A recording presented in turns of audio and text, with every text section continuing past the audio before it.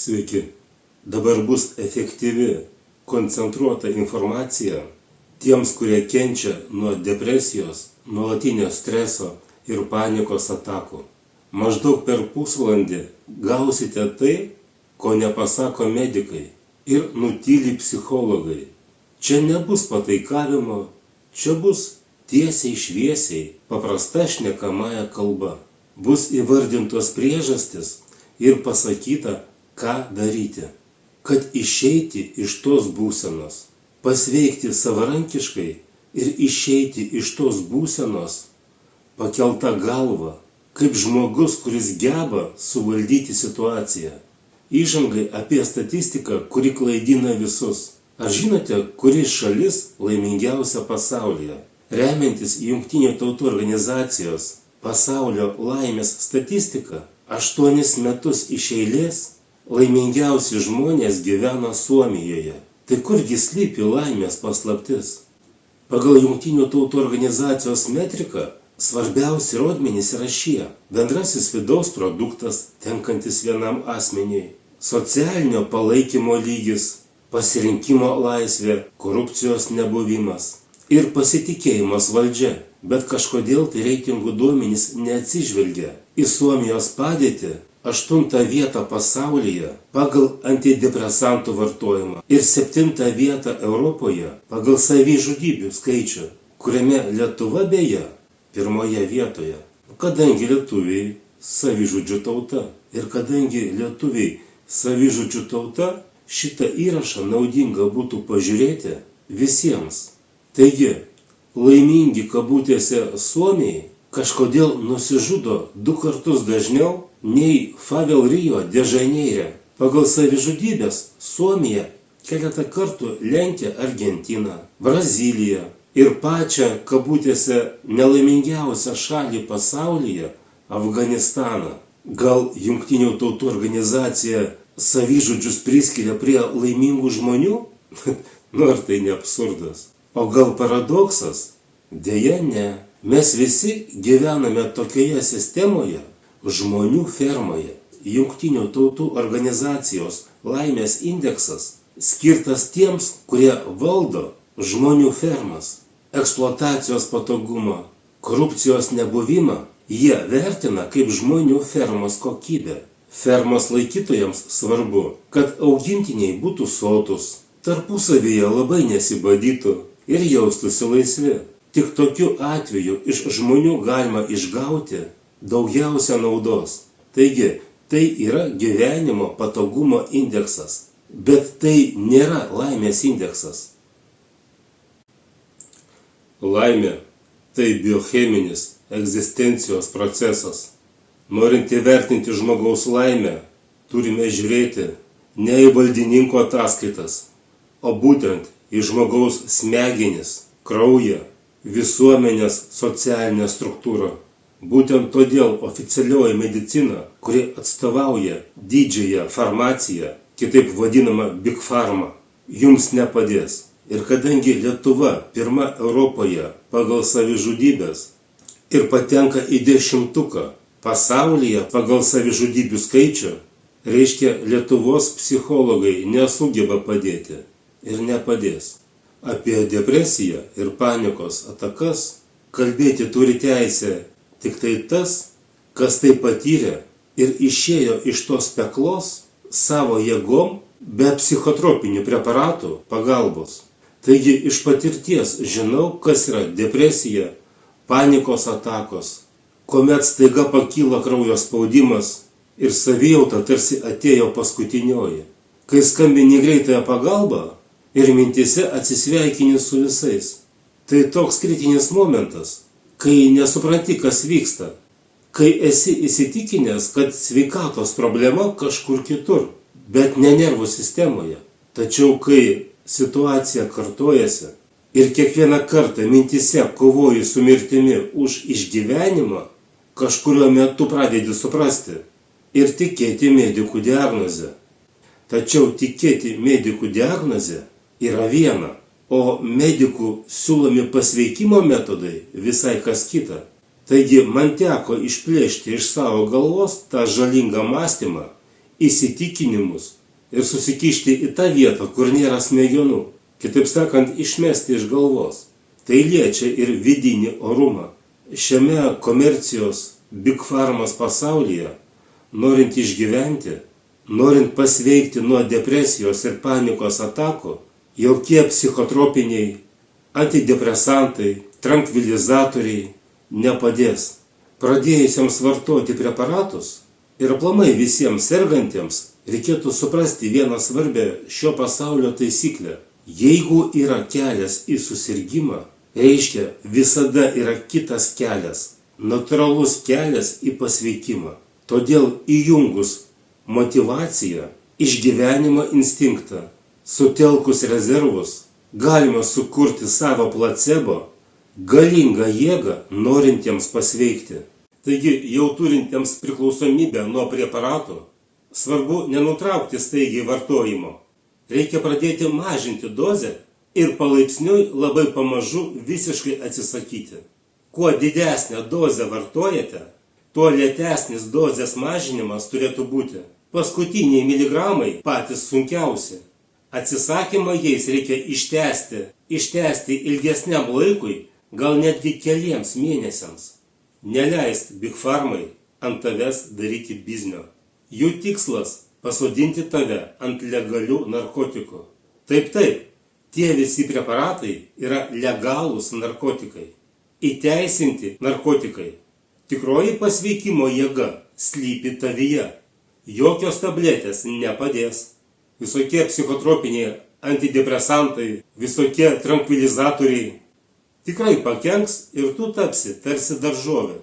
Bet jeigu jau vartojate preparatus, kol cheminiai preparatai laiko jūsų stogą, jūs privalote paruošti savo naują pamatą.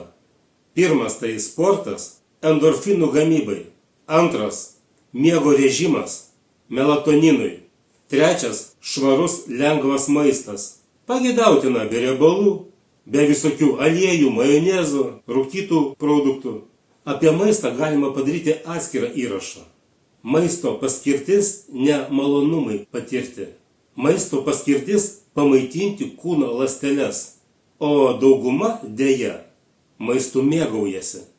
Ir tokiu būdu užteršia savo organizmo ląsteles taip, kad net ateina antro tipo cukrinis diabetas. Ketvirtas punktas – priimti skausmus ir nuoskaudas.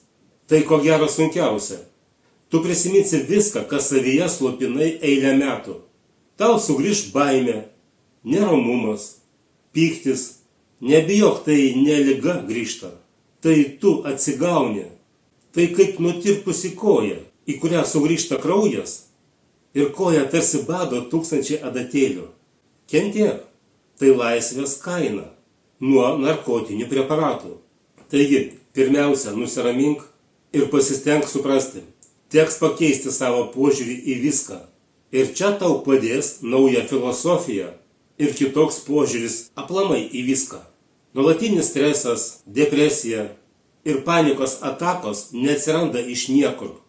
Žmogus, nemokantis konfliktuoti ir spręsti iškilusių problemų, pats sukuria savo tokią būseną, sukdamas galvoje negatyvias mintis.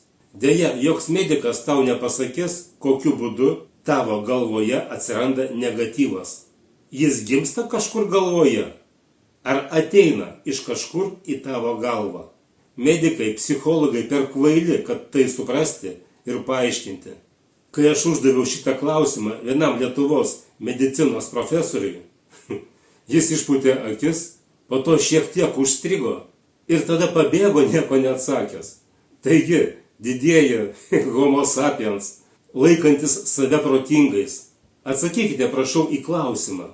Mintis gimsta galvoje, ar ateina į galvą iš kažkur? Nuo to priklauso aplamai jūsų pasaulio supratimas. Judam toliau. Tu turi suprasti, kad mintis materializuojasi. Mintis ir tavo aplinka yra toks galingas veiksnys, kad gali keisti netgi genus. Apie tai kalba tokia mokslo šaka epigenetika. Tačiau medikai tau šito nepasakys. Netgi ne visi medikai žino, kasgi yra ta epigenetika. Pasidomėkite internete. Apie tai, ko gero, išsamiausiai kalba toks Joe Dispenza. Žmogus, kuris padarė stebuklą su savimi, jis įjungė galingą pasveikimo mechanizmą.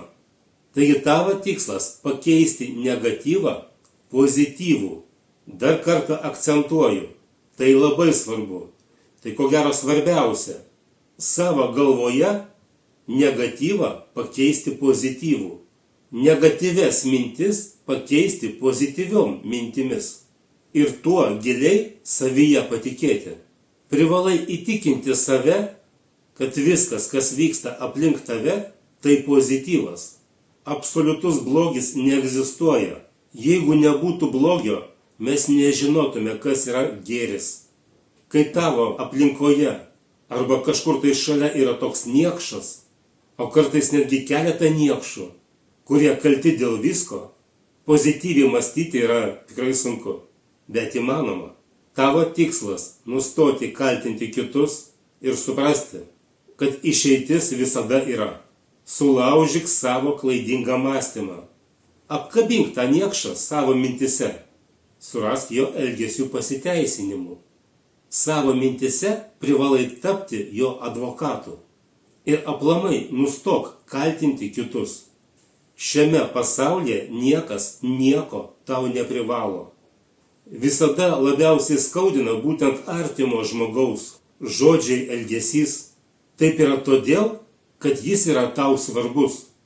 Tu niekada negalvoji apie tai, kas tau nesvarbu. Todėl labai svarbu sumažinti to žmogaus svarbumą. Taigi privalai savo mintise tapti to mažo, nesvarbaus žmogaus advokatu. Tikslas dėl bet kokių nesėkmių ar praradimų nustoti kaltinti kitus ir pradėti mintise dėkoti. Pradėti dėkoti už skaudžią, bet naudingą gyvenimo pamoką.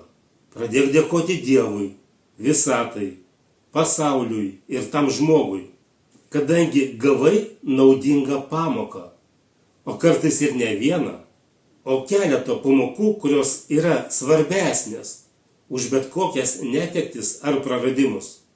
Taip, tai dar viena vieta, kurioje reikalingas lūžis. Reikalingas tavo įsitikinimas, ta patirtis, kurią gavai, svarbesnė už tai, ką patyrei. Tai tarsi toks naujas lygis, kai tu iš mėgėjų lygio privalai pakilti į naują profesionalų lygį. Ir aplamai, už tai, kad gyveni, privalai nuoširdžiai dėkoti. Kiekvieną kartą prabūdęs ryte. Nuoširdumas padėkoje tai geriausia malda. Jeigu depresija dėl artimo žmogaus mirties, padarysiu atskirą įrašą. Ir patikėkite, ten nebus kada depresuoti. Kadangi reikės negailėtis savęs ar išėjusio artimojo, o pasirūpinti artimuoju, kurio siela patyrė didelį sukrėtimą dėl perėjimo iš gyvenimo į kitą būseną. Jeigu depresija dėl skyrybų, nereiškia, kad esate bloga ar blogas. Ištikimybė ir meilė artimiausiam žmogui – tai nuostabus jausmai, maloni, naudinga patirtis. Tačiau netektis taip pat yra naudinga patirtis.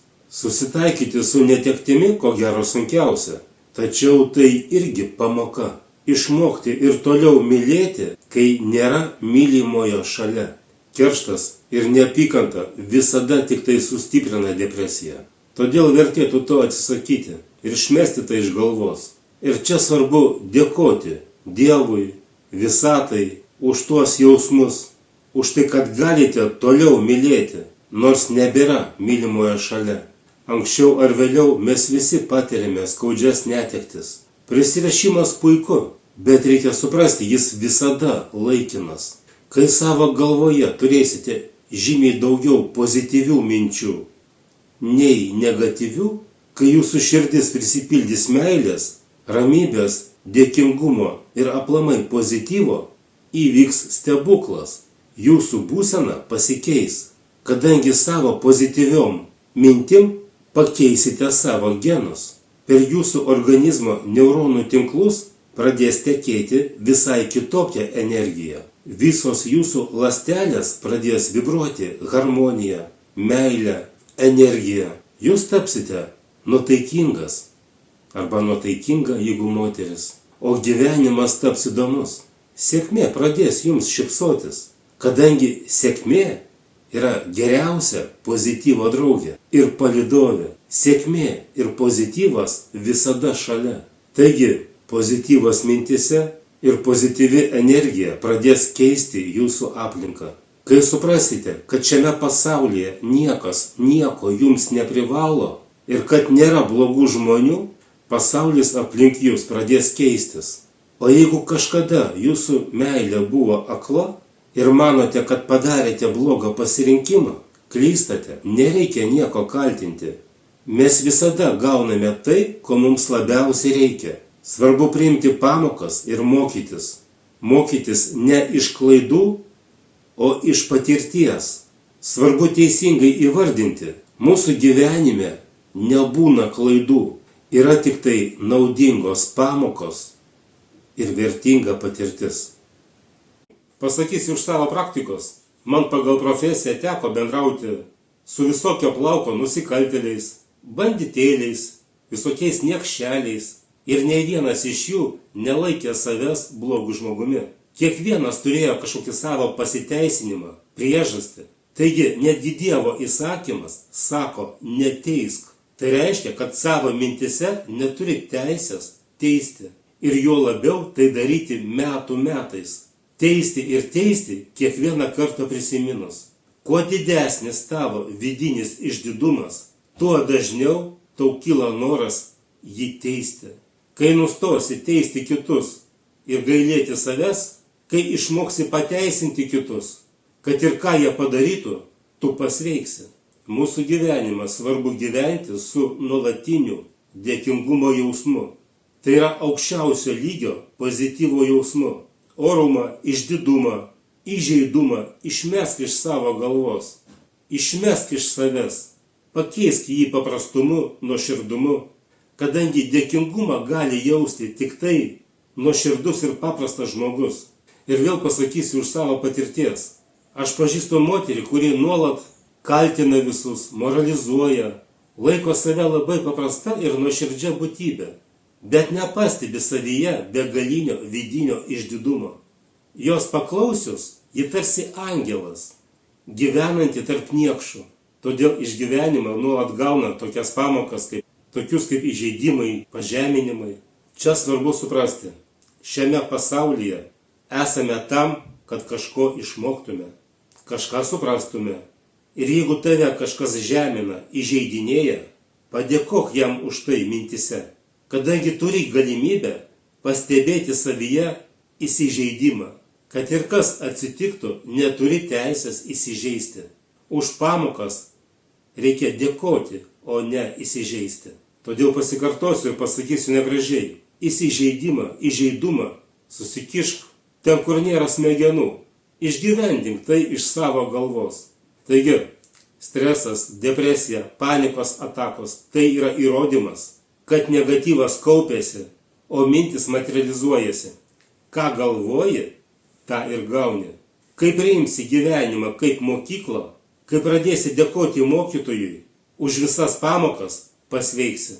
O tavo mokytojai visi, kurie tave įžeidinėja, žemina. Arba kažką iš tavęs atima. Gyvenk su pozityvia psichologija ir būk sveikas. Kas dar gali padėti pasveikti? Sportas, aktyvi veikla ir badavimas. Jeigu sportas, tai būtinai iki 9 prakaito. Jeigu aktyvi veikla, tai dėmesio nukreipimas.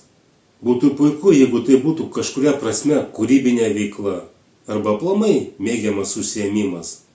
O apie badavimą tuoj paaiškinsiu kiek detaliau. Aš asmeniškai žinau, kas yra badavimas. Esu gana patyręs badautojas. Esu išbandęs iki 2 savaičių badavimą, bet jums tiek nereikia. Jums užteks pabadauti 3 paras, maksimum iki 5 parų.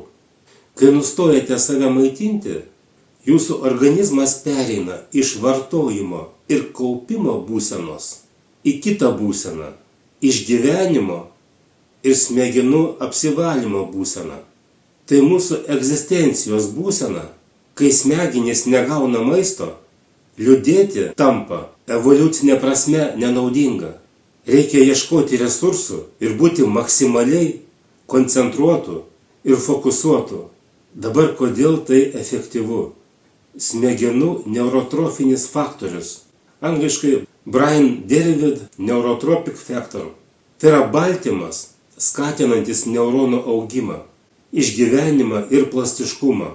Jis veikia kaip trąša smegenims, palaikydamas neuroplastiškumą, atmintį bei padeda apsisaugoti nuo kognityvinių funkcijų mažėjimo. Jau po 48 valandų badavimo atsiranda tam tikrų baltymų šuolis, kuris paleidžia neurogenezo procesą, naujų neuronų ryšio augimą, atstato tas ląsteles, kurios nukentėjo nuo streso. Dabar autofagija.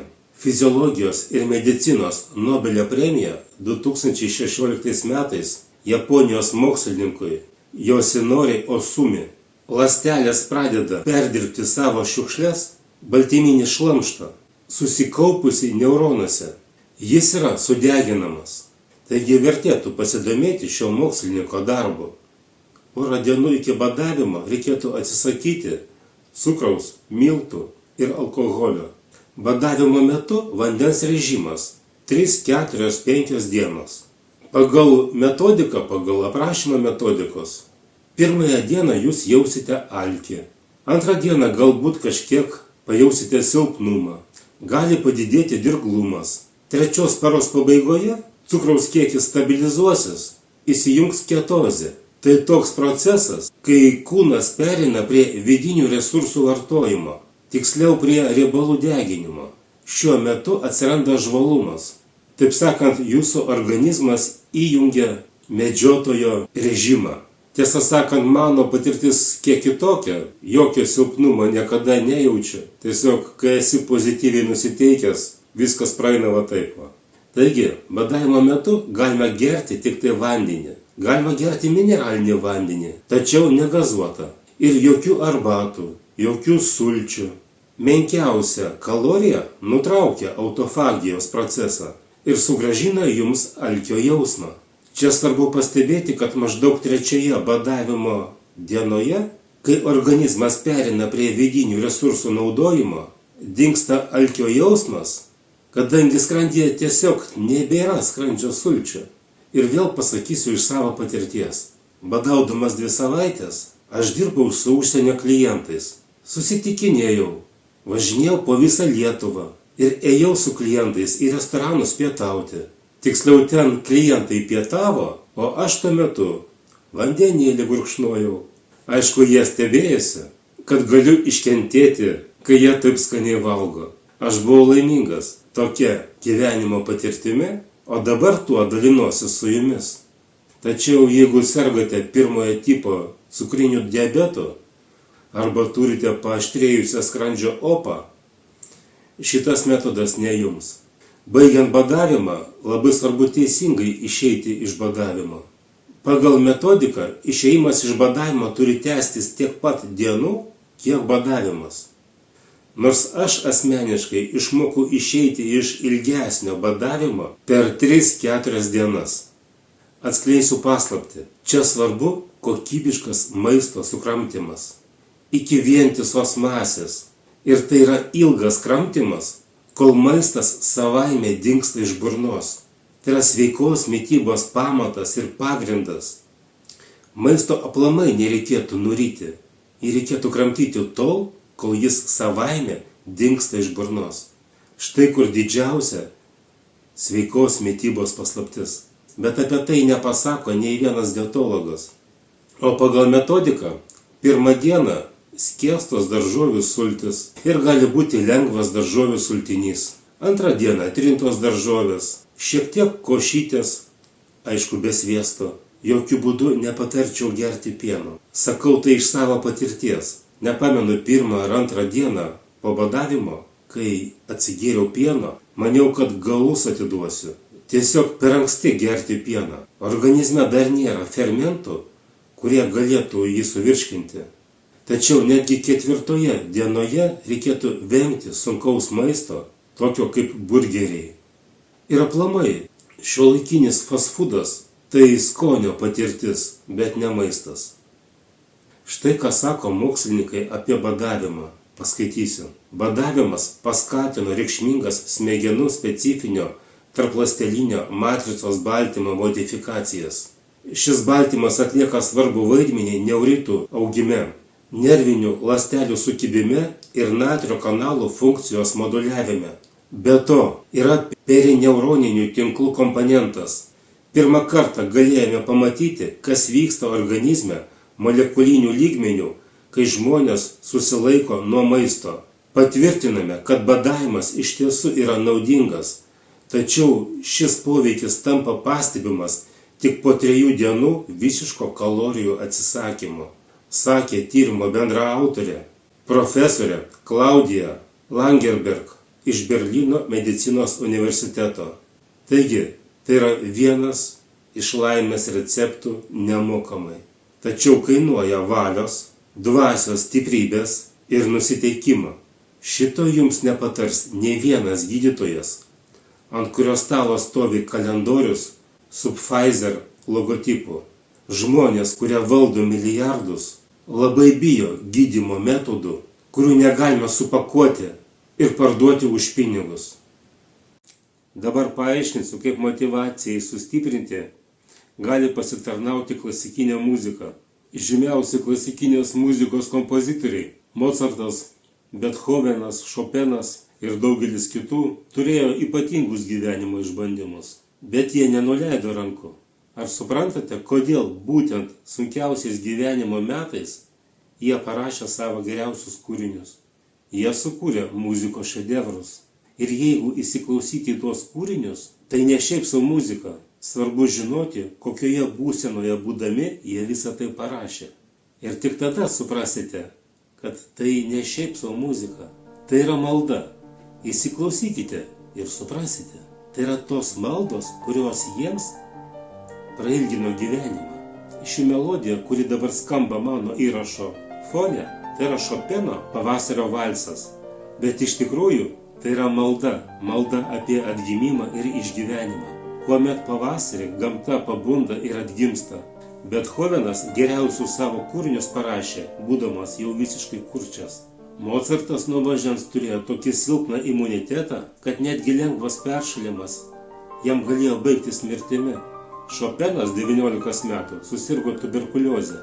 Tokia sunkia forma, tokia baisia ligos forma, nuolatinis kosulys, atsikosėjimas krauju ir gydytojai jam prognozavo gyventi maksimaliai metus, gal 1,5. Bet Šopenas išgyveno dar 20 metų. Ir tai nestebuklas. Tai motyvacija, pozityvas, tikėjimas ir tai yra placebo. Todėl, kad jis kaip ir Mozartas ir kiti sunkaus likimo kompozitoriai rašė ne šiaip savo muziką. Jie būdami sunkios būklės rašė maldas. Jie meldėsi per muziką, per melodiją. Štai kodėl sergantiems reikėtų klausytis ne televizoriaus informacinio šiukšlyno, ne radio klausytis, o klasikinės muzikos, būtent šitų kompozitorių. Muzikos, kuri padeda išgyventi. Klausantis muziką, pajusti meilę gyvenimui, pajusti dėkingumą už viską, ką mes turime. Todėl nebūtina, kaip sakiau, balbatuoti kažkieno primestų maldos žodžių. Geriau skambant melodijai, nuoširdžiai pasimelsti savo mintimis, savo jausmais, savo žodžiais. Ir be tarpininkų, tik tai jūs ir jūsų kūrėjas. Ir aišku pasikartosiu, svarbu už viską, ką gauname, dėkoti arba jausti dėkingumą. Visi išbandymai visada sustiprina mus ir duoda mums naudingą patirtį. Tai svarbu suprasti. Nemokamų žolelių augančių laukuose neįmanoma užpatentuoti. Jos veikia ne prasčiau nei brangiausios patentuotos molekulės. Bet nepaverčia jūsų impotentais, drebančiom rankom ir pykinimu. Buvo atlikta analizė 29 klinikinių tyrimų, kuriuose dalyvavo 5489 pacientai. Analizės metu paaiškėjo, kad jonažolės ekstraktas ženkliai viršijo placebo ir veikia taip pat efektyviai kaip standartiniai antidepresantai, įskaitant Prozaką, Zoloftą, gydant lengvos ir vidutinės formos depresijas. Pagrindinis skirtumas yra tas, kad jonažolės šalutinis poveikis buvo kartais mažesnis. Žmonės netapdavo daržovėmis ir nepykindavo kaip nuo cheminių preparatų, kadangi jonažolėje vienu metu iš karto dirba du galingi komponentai – hipericinas ir hiperforinas. Taigi gamta sukūrė natūralų daugiakomponentinį kokteilį, kuris dirba švelniau ir veikia platesnė apimtimi. Jonažolė efektyviai veikia serotoniną, noradrenaliną, dopaminą. Taigi, norint pasveikti, svarbu pasinaudoti patarimais ir pakeisti savo gyvenimo filosofiją. Depresija visada yra neteisingo, žalingo mąstymo pasekmė. Norint pasveikti, reikia persijungti į pozityvų mąstymą. Jūsų depresija – tai naudinga patirtis, dėl kurios, ko gero, ir atėjote pagyventi į šią žemę, kad gautumėte labai vertingą patirtį. Ir dar negaliu nutilėti vieno svarbaus momento – niekada nereikalaukite stabilumo. Tai prieštarauja gamtos dėsniams. Mūsų žemė nestabili.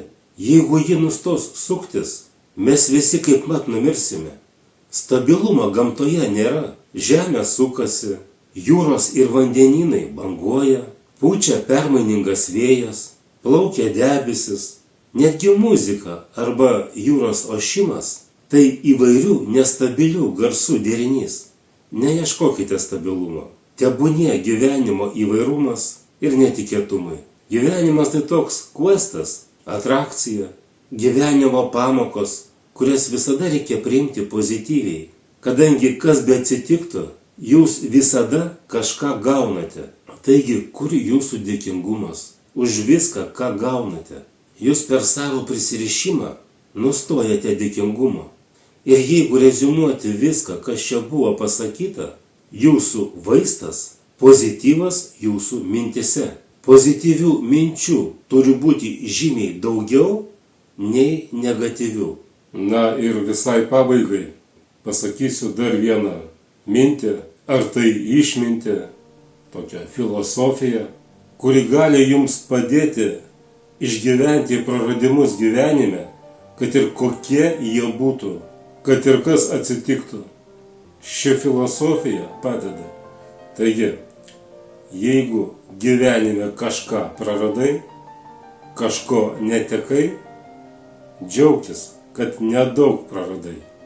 Jeigu daug praradai, džiaugtis, kad praradai dar ne viską. O jeigu praradai viską, džiaugtis, kad nebeturi ką prarasti. Ir kai išmoksi prarasti, ir čia pridėsiu nuo savęs, po kiek tai laiko suprasi, kiek daug tau davė praradimai, kadangi tapai kitoks. Jeigu kils noras padėkoti, mano sąskaitos numeris bus aprašyme. Suma nėra svarbu, kiek leidžia padėtis. Kai stengiesi kažką padėti, duoti ir gauni padėkojimą, kai suveikia bumerango principas, visada yra malonu. Būtinai rūpinkite savimi, savo artimaisiais. Nuostabus gyvenimas tęsiasi. Eikime ieškoti naujos gyvenimo patirties. Būkite sveiki, stiprus. Iki.